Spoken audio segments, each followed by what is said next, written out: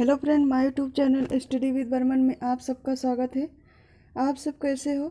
उम्मीद करते हैं बहुत अच्छे होंगे। फ्रेंड, यदि आप UP triple SC PT exam या फिर UP triple SC main exam बाल पोषण से एवं पुष्टाहार की तैयारी करना चाहते हैं तो हमारे चैनल से जुड़ जाइए।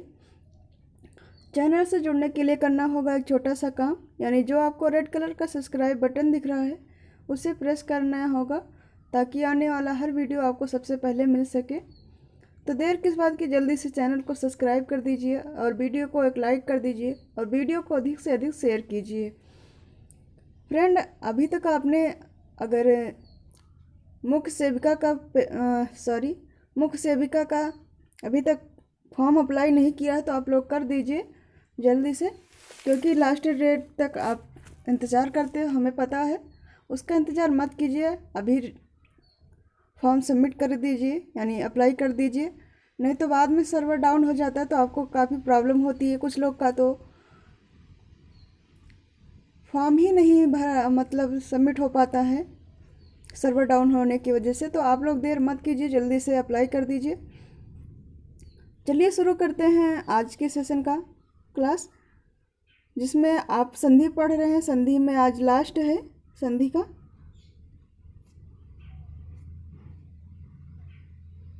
नियम 6 तक 10 तक आपने पढ़ लिया था, 11 पढ़ना है।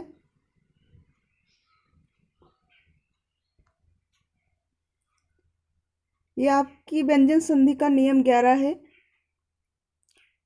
यदि माँ के बाद किसी वर्ग का कोई भी अक्षर आए तो माँ का अनुस्वार या उसी वर्ग का पांचवा वर्ण करते हैं। जैसे संपूर्ण में समधनपूर्ण आधा कर देंगे, हाफ हो जाता है संपूर्ण।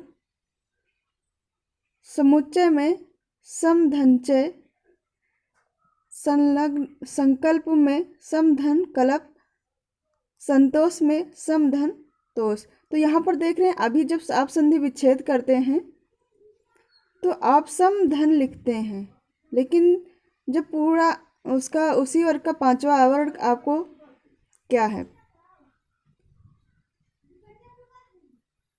तो पांचवा वर्ण जो होगा उसे ही आपको करना है। यहाँ पर आगे देखेंगे विसर्ग संधि। आप लोग चाहे तो स्क्रीनशॉट ले सकते हैं समझने के लिए। नियम: विसर्ग के बाद चा, छा या सा में से कोई भी वर्ण आए तो विसर्ग में सा में परिवर्तित करते हैं। जैसे निश्चल में निस्धन छल आएगा, कश्चित में का धन चित आएगा। यहाँ पर विसर्ग जो है, जैसे आप दुख लिखते हो, कुछ लोग तो ऐसे नॉर्मल दुख लिख लेते हैं, लेकिन यहाँ पर भी दुख में विसर्ग लगता है, यानी ये विसर्ग संधि होती है दुख शब्द में। तो आपको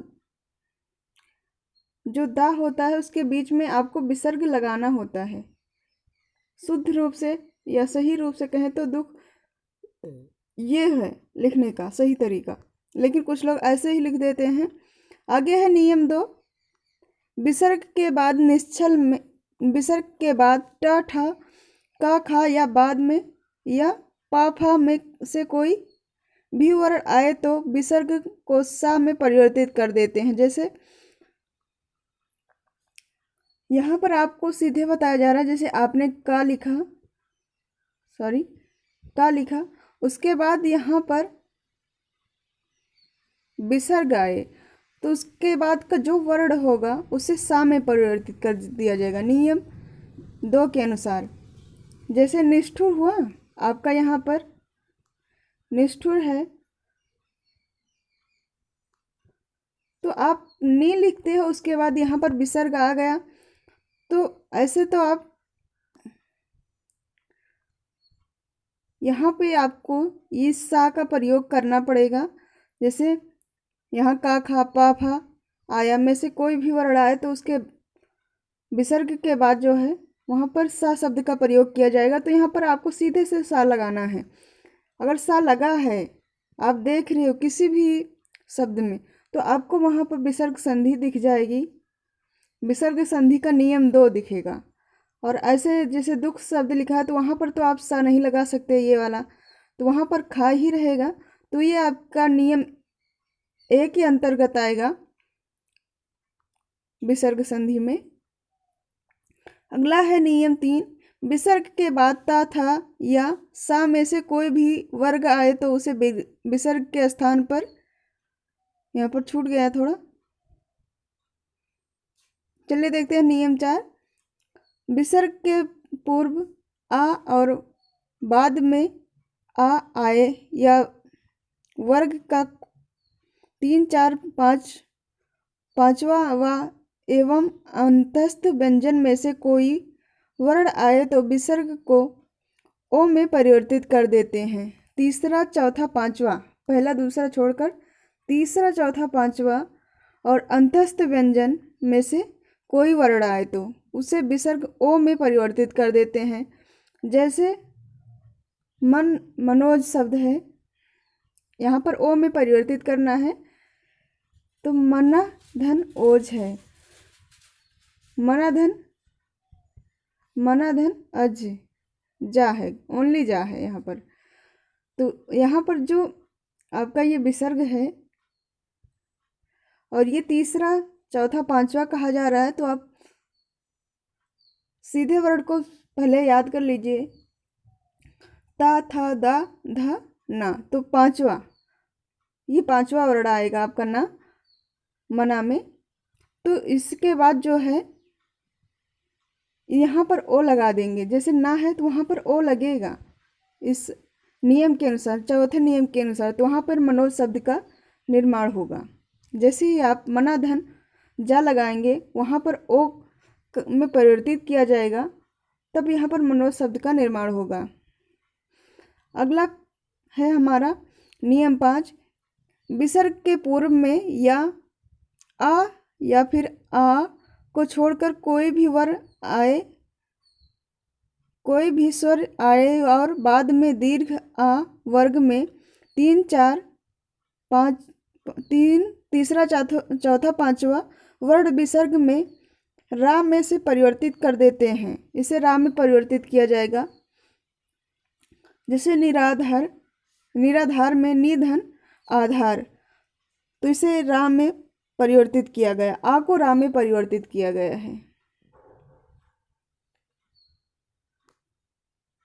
देख लीजिए यहाँ पर सीधे कहा गया है, जब आप निराधार को संधि विच्छेद करेंगे तो वो निराधन आधार होगा, निधन आधार होगा। तो आ शब्द जो है ये, इसे रा में परिवर्तित किया जाएगा नियम 5 के अनुसार। तो यहाँ पर निराधार शब्द का निर्माण होगा, दुराचार शब्द का निर्माण होगा, निरर्थक शब्द का निर्माण होगा। आगे है नियम 6। विसर्ग में से विसर्ग के बाद का या पा में से कोई वर्ण आए तो विसर्ग में कोई परिवर्तन नहीं करते हैं।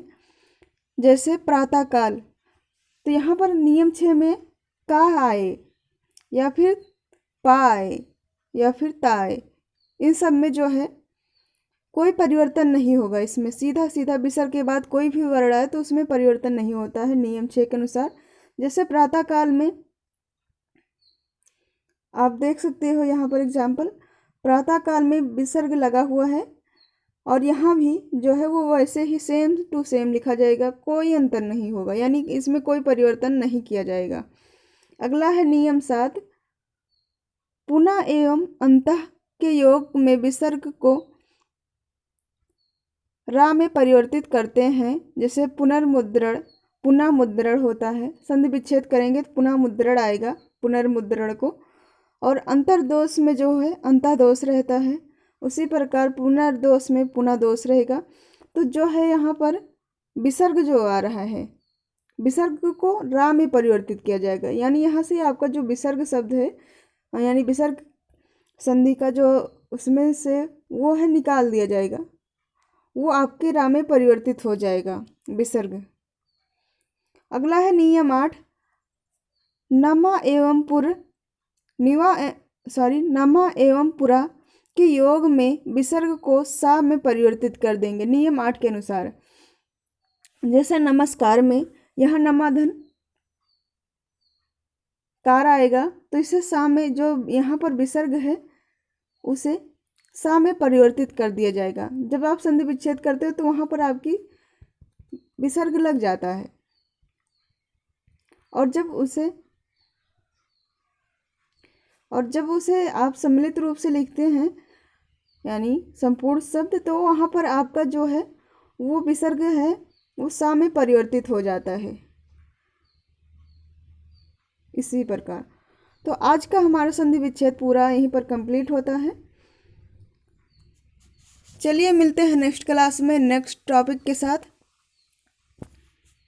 आप लोग कमेंट करके ज़रूर बताइएगा कि आपको कैसी लगी क्लास।